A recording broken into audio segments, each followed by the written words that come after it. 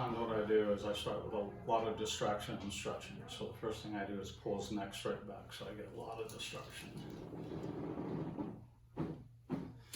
I like to do a lot of stretching before I even go to adjust. So I'm stretching this way to stretch this side.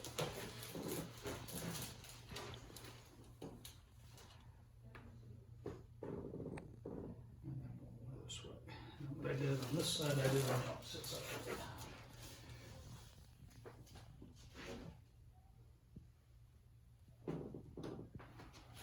I was going to get one, but then I got it on the rebound.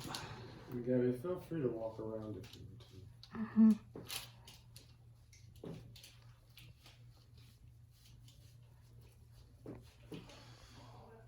And then I come in and I check from side to side to see if one of the neck vertebrae is a little tighter than the other. To right, that one, bottom one. Actually, up top's going pretty good. If I had to pick a spot, I would say right atlas. The very top one right here. So, come over on this side. So when I go for my adjustment, I'm contacting on my finger right here. So I'll slide on my finger to get it to right to the area I want.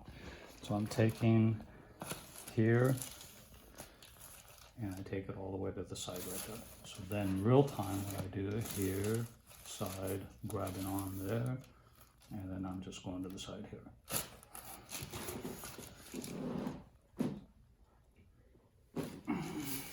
A lot of times when I'm pulling on the neck, I'm trying to get a release at the occiput C1 and C7 T1. That's why with power I do a lot of pulling.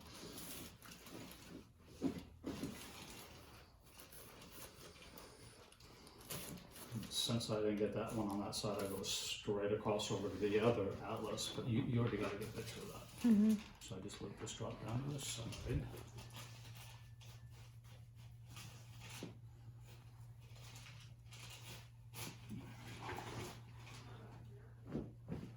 So the next thing I like to do is grab the shoulder blade since I'm in this position here. So basically I'm using the palm of the hand under the shoulder blade.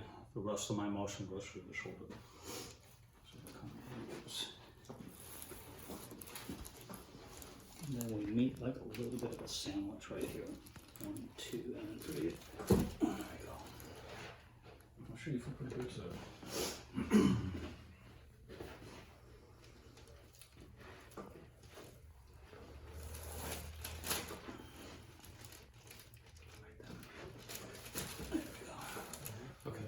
That side released. I didn't really hear anything on that side, but we've got a nice little release there. You can pause them. When I lift it up off the table, I get ankle and hip. So first one's ankle.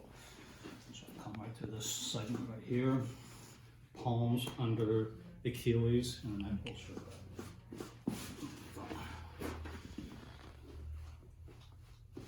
back. Now this one's more hip, and what I tend to do with Paul is I use his leg on bottom of his foot on my leg to use it as a distraction. So now this is more hip. 1, 2, and 3. 1, 2, and 3. There we go. Okay. Yeah, just Right now I'm going down the paraspinals with the softer of the two heads, which is this vibrocussor. What that does is that gets in there and breaks up knots. And then I bring the bigger one for the bigger muscles.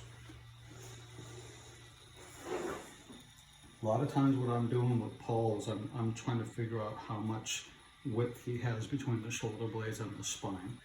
Here I got a solid 4 fingers. Come over to this side. I got 4, but I'm pressing this one in, so that tells me this rhomboid's a little tight. That's where I come in with this and try to loosen it up a little bit.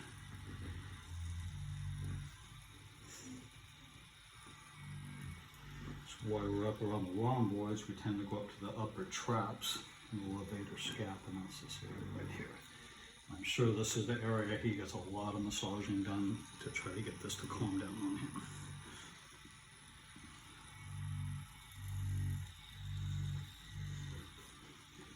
When I get to the bottom section, instead of just common paraspinals, I tend to come off to the side because your psoas muscle will attach to the back right here. That's why I want to get that going down to the side. And the last couple I press pretty deep.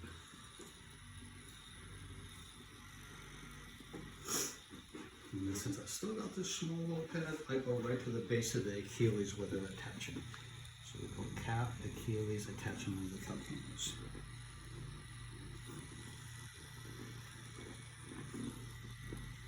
Okay. Now I'm going to get the bigger head. But I like with the bigger one, this gets more volume, so I like calves, hamstrings, adductors, everything. So I'm starting with the glutes right here.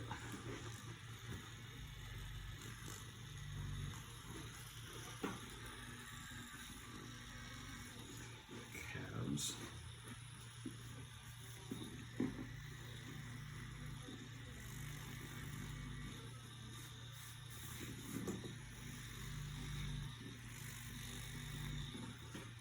Everyone's hamstrings are tight, so I usually come right down the middle,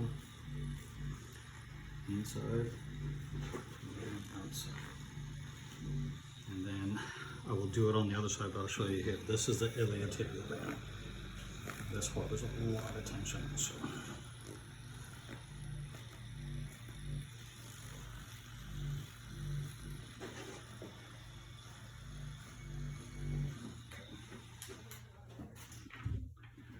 So why do I do all that? So it loosens it up for me when I go to try to do the adjustment, I get a little better adjustment.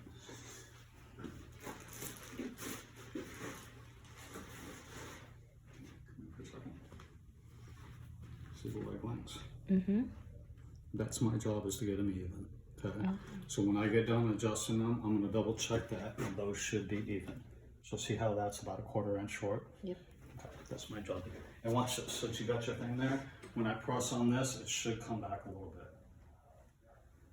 Okay, it didn't very much because it's stuck. That one's stuck going forward. So I press right, left, center. That whole left side's jammed. So when I get them on this side, it's gonna explode pretty good. Okay. So in the meantime, what I'm gonna do is the upper thoracic and lower upper lumbars is what I tend to adjust right now. How do I adjust? I come in, I want springiness is what I'm looking for. Moving, starting to get resistance, and here's where I'm stuck. Moving and stuck. So I got two main spots here I want to adjust. Okay, right here, Paul. Give me a small little breath in for me, please, and out.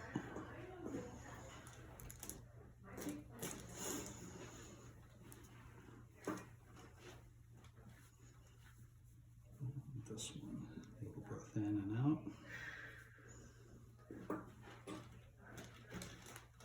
There we go, very nice. Okay, here's where we're going to hear some noise. Just a little bit. Now, what was stuck?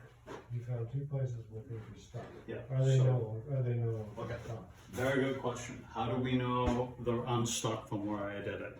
That's why I come back and palpate again. So my job is springiness throughout the spine. I got springiness. Oh, okay. So I know everything's moving. Okay, so now we're gonna put them towards this direction. Before you roll when it was stuck, is there any other tightness anywhere, or if so, where is it? Actually, you felt really good. So the area I had a little bit of tightness was up here in this trap. So rhomboid trap, but that's what we kind of worked on right there. Okay. In fact, I hate to, just this one on, can you let that one go back down? Now we're at 4 full fingers. Okay. Okay, remember a second Yeah, ago yeah, I was yeah. squished? Mm-hmm. So that's how helpful that is. Yeah, the pause, Spine wise, what I'm looking for, I check 3 spots, 1, 2, and 3. Most of the time on Paul is that third one. Okay, so I want springiness in those 3 spots again.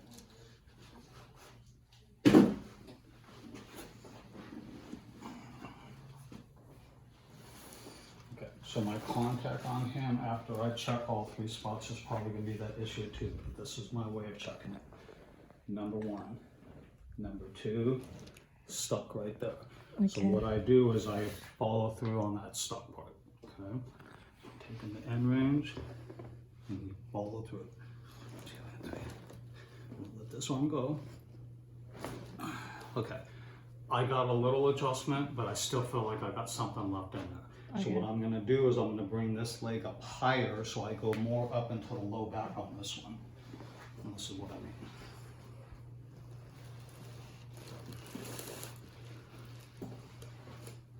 Last one was right here. Now I'm coming a little higher hand placement here. So I'm about L3, L4 on this one.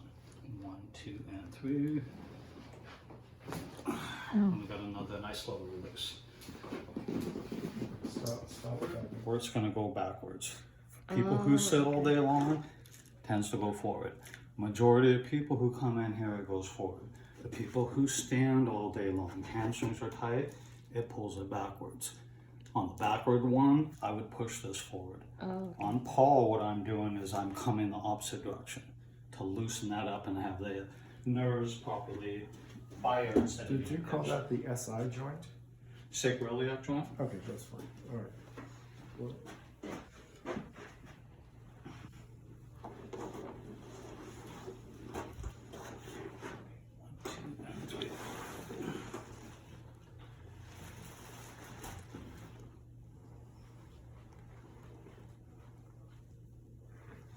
So once again, I check the 3 spots.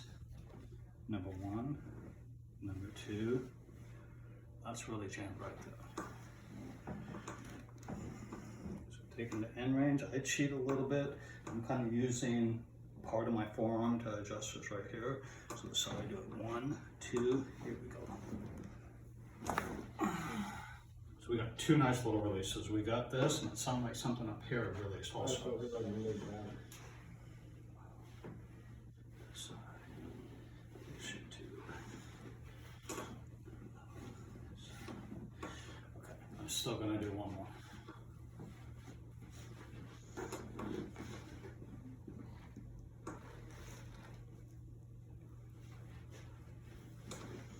One, 2, and 3. Here we go. There's the update. it's, 1, 2, Oh, 3. okay. So I want them all springing nice and equal. I think that was your sacrum and your sacroiliac joint. That simple? okay. Okay.